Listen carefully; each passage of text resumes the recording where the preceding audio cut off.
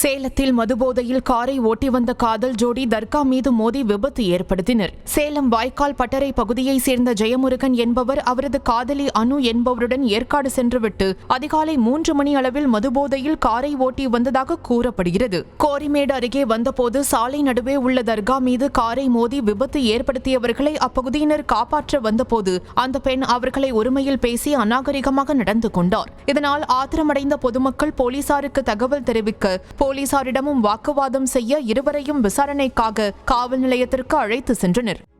என்ன பிரச்சனை உனக்கு? என்ன கேமரால காமிக்கிறதுனால உனக்கு இல்ல இப்படி குடிச்சிட்டு வந்து வண்டி விட்டுருக்கீங்களா? அத என்னாச்சு கேக்குறேன்.